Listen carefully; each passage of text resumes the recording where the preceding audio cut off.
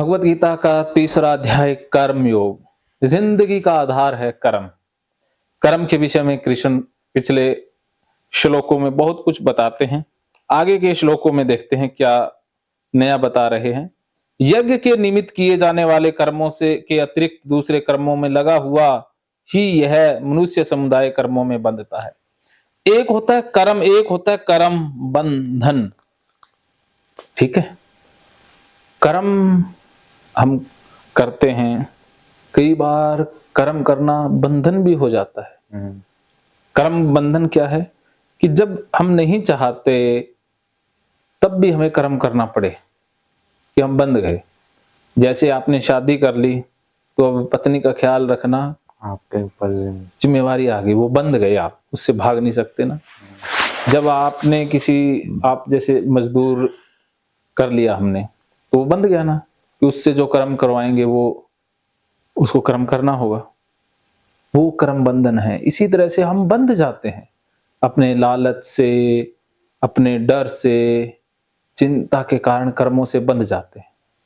जैसे ओसीडी वाले हैं, वो कर्मों से बंध गए हैं कि सफाई के लिए बार बार हाथ धोते हैं, तो वो उनके लिए वो कर्म बंधन है कि वो चाह करके भी उसे रोक नहीं सकते, तो वो बंधन है। यज्ञ के निमित्त किए जाने वाले, अगर हम यज्ञ क्या मतलब है, यज्ञ का मतलब ये नहीं है कि वो आग जला लो उसके इर्द गिर्द, वो यज्ञ। हाँ, हवन का मतलब यज्ञ नहीं है। यज्ञ क्या मतलब है, जीवन।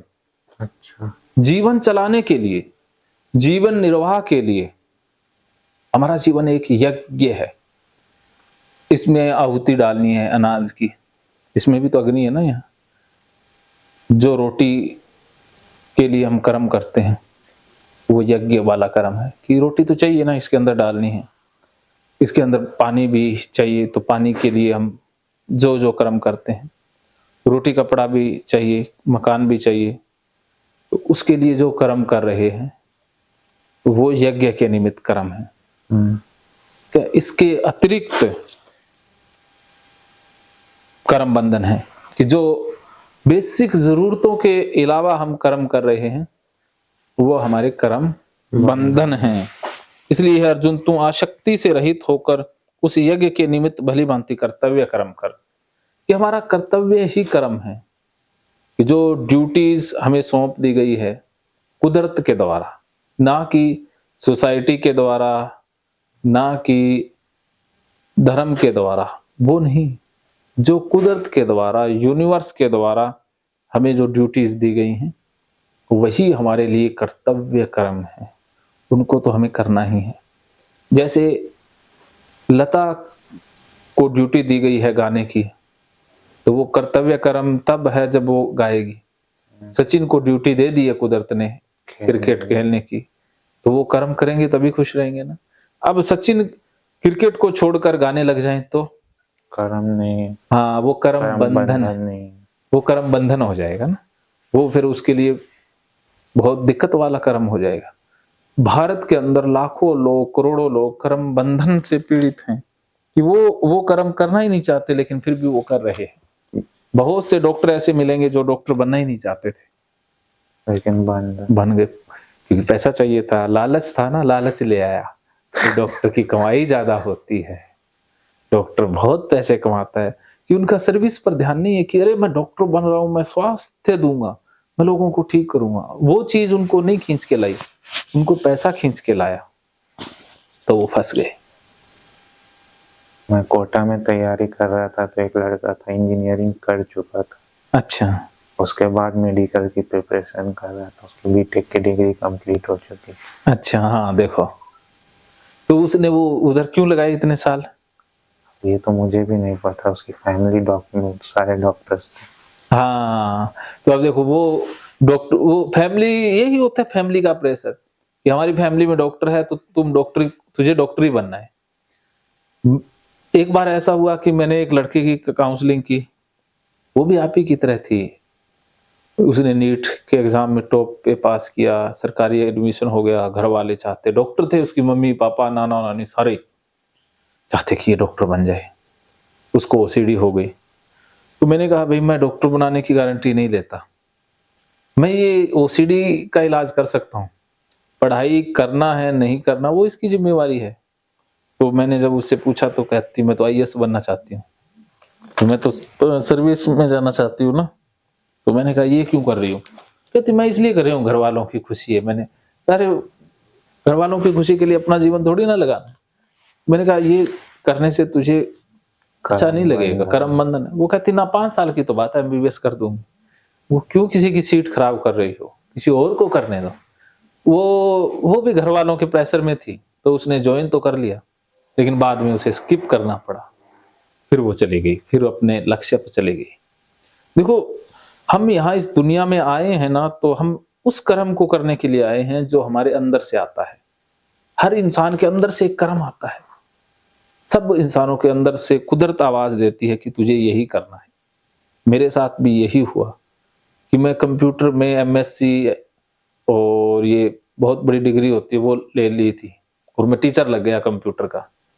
लेकिन मेरे अंदर से आवाज ये आए, यार तू तो आदमियों के साथ मत्था मारने के लिए बना है, तू तो ये मशीनों के साथ तो मत्था मारने के लिए बना ही नहीं। तो मैंने उसी समय वो छोड़ दिया जॉब।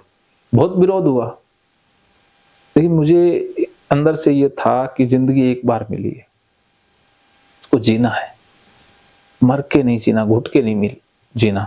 अगर मेरे पास लाखों रुपए आ रहे हैं लेकिन मुझे खुशी नहीं है तो वो किस काम के? अगर मैं कमा रहा हूं लाखों रुपए लेकिन मेरा मन ही खुश नहीं है तो उस पैसे का किसको लाभ? कर्म बंधन। हाँ, तो वो बंधन वाला कर्म नहीं करना, छोड़ दिया।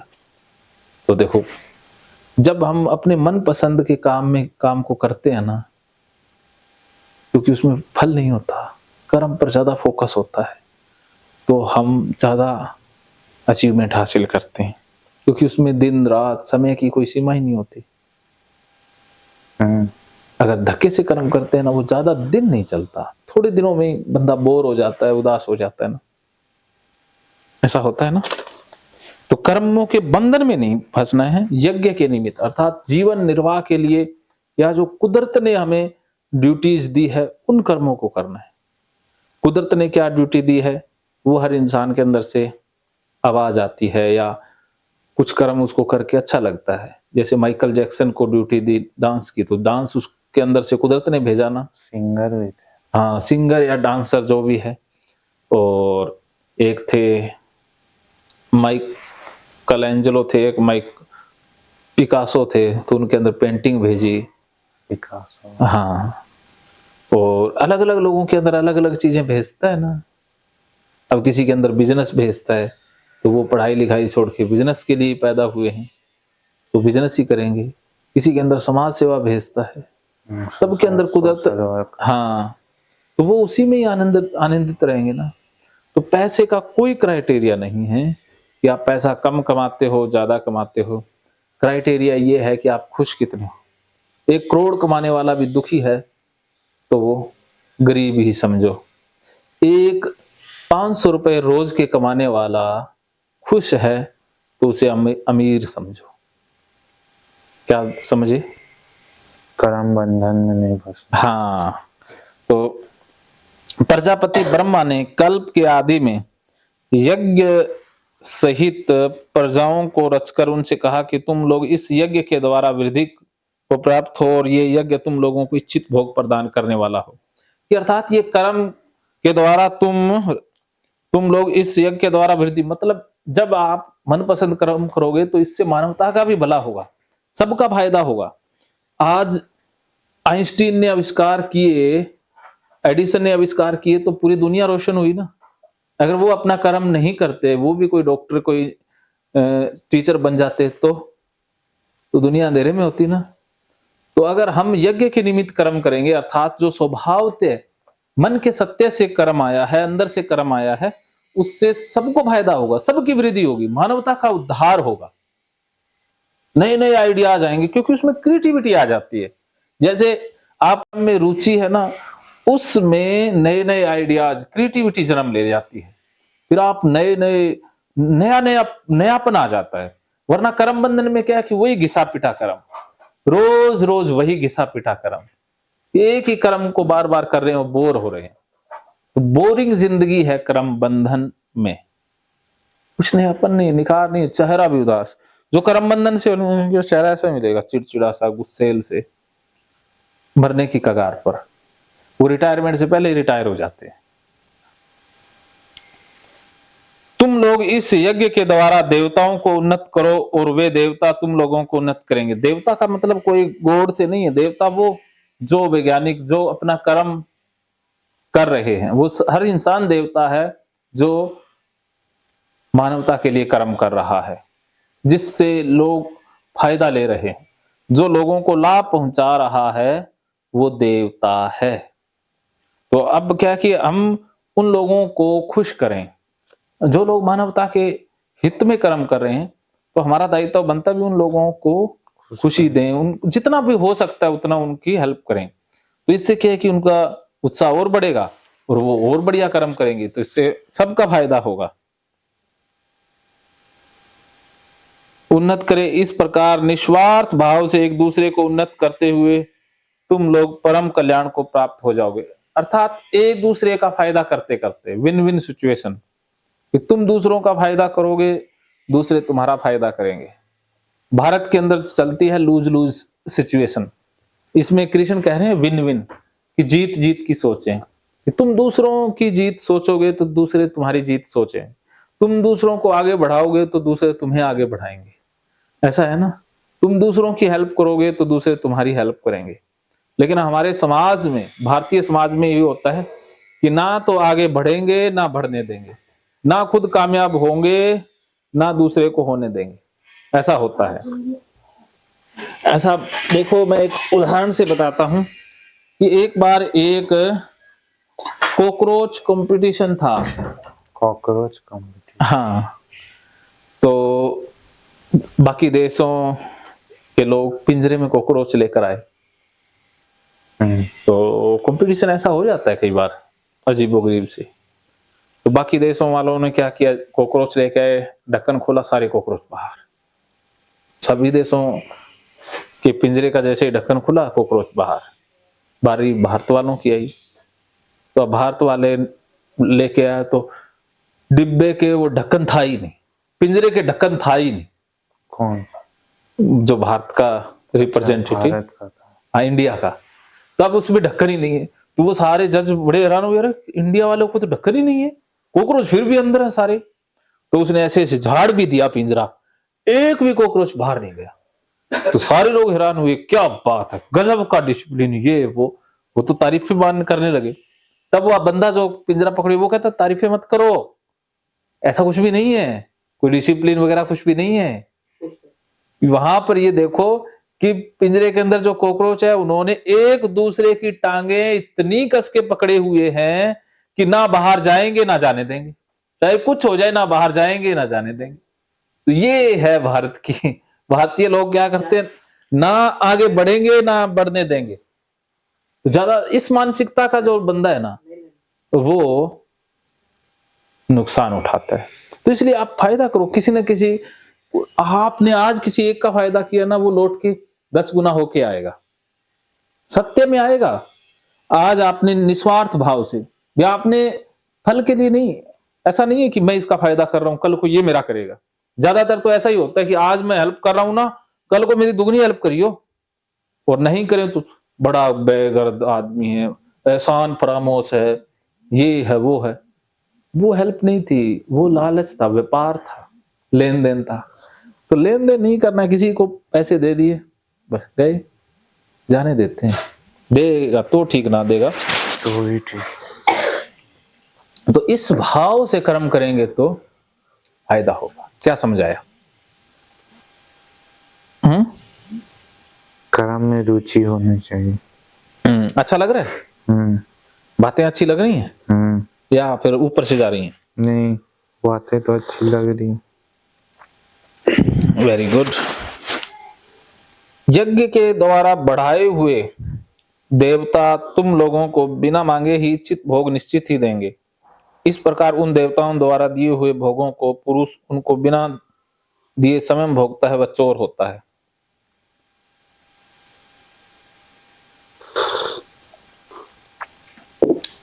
कीर्त करो ते वंड के शको।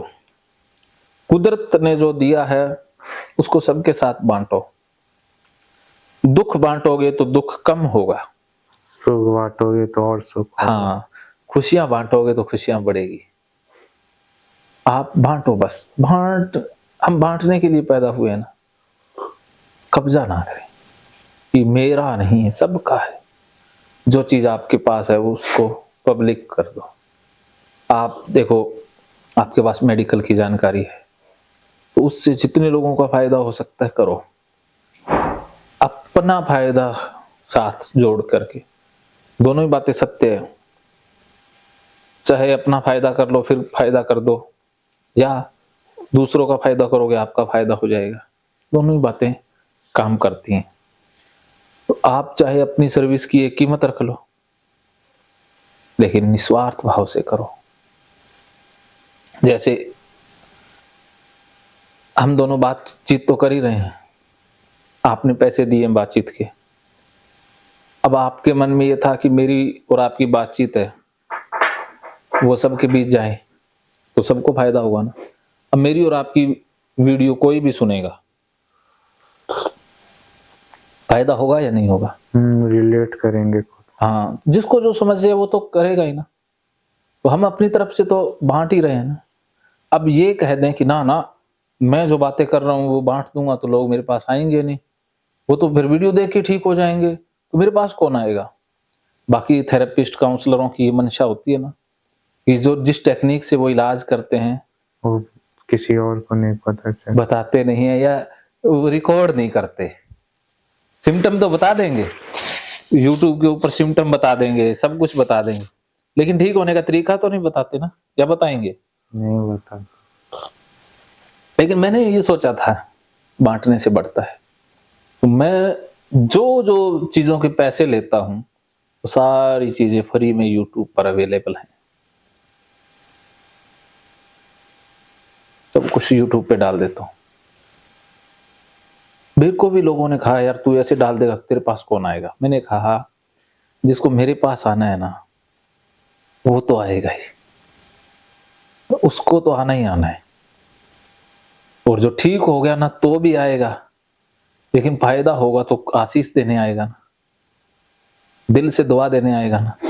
तो मुझे इस चीज का बड़ा फायदा हुआ। या मेरे पास जो भी आता है ना आधा ठीक होकर के आता है।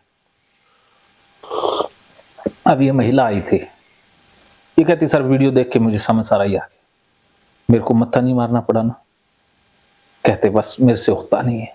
मैंने कहा मैं करवा देता हूँ, मैं साथ लग के करवाता हूँ। बस छोटी सी चीज करवा रहे हैं, कोई नॉर्मल सी चीज है ये।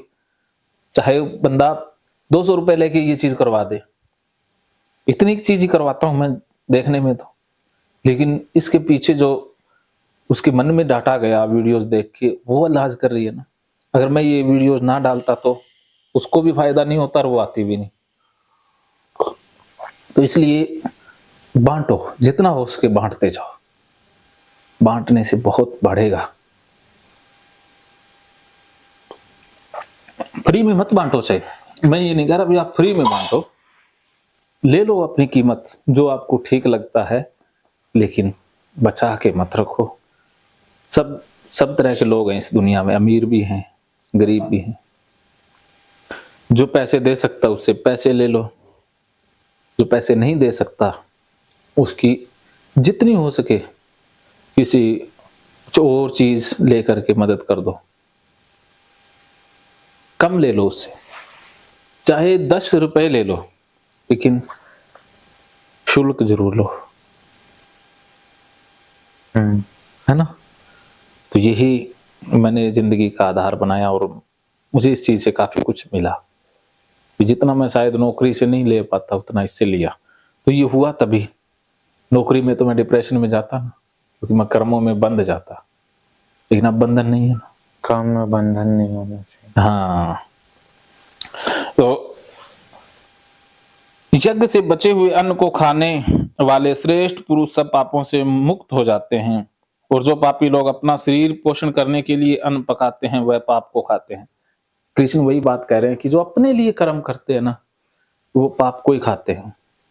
स्वार्थ के लिए कि ये मेरे परिवार के लिए, ये मेरे लिए, बस हम अपना मेरा मेरा, कोई कहता है कि जी मैं इस धर्म का हूं तो इस धर्म का ही फायदा होना चाहिए। अरे हम मानव हैं, हमारा एक ही धर्म है मानवता का। ना हम हिंदू हैं, ना मुस्लिम हैं, ना सिख हैं, ना ईसाई हैं, हम मानव हैं, इंसान हैं।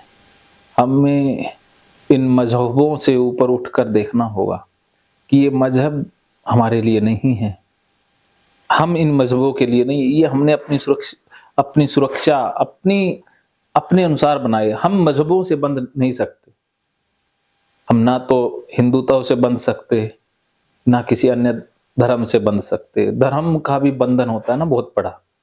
मेरे पास एक साहब आए पिछले दिनों, वो आपके धर्म से संबंधित थे, तो वो कहते जी ना हमारे धर्म में तो ये नापाक होता है, हम मान ही नहीं सकते। क्या? ये जो गंदगी से रिलेटेड था उनको सीढ़ी, तो कहते ना जी हमारे तो काजी जो कहते। मैंने कहा देखो काजी कहते हो वो किसी और सूरत में कहते हो, लेकिन जिस चीज से आपको प्रॉब्लम हो रही है उसको छोड़ना ही होगा, ठीक है। तो बंध गए ना धर्म में, धर्म ने जो कह दिया हम रिजिड नहीं हो सकते ना। हमारा एक ही धर्म है, मानवता, ह्यूमैनिटी, ठीक है। तो ये चीजें हमें मुक्त करती हैं, और अगर हम अपने लिए सिर्फ अपने भरण पोषण के लिए करते हैं तो वो पाप ही है। संपूर्ण प्राणी अन्न से ही उत्पन्न होते हैं, अन्न की उत्पत्ति वृष्टि से होती है, वृष्टि यज्ञ से होती है, और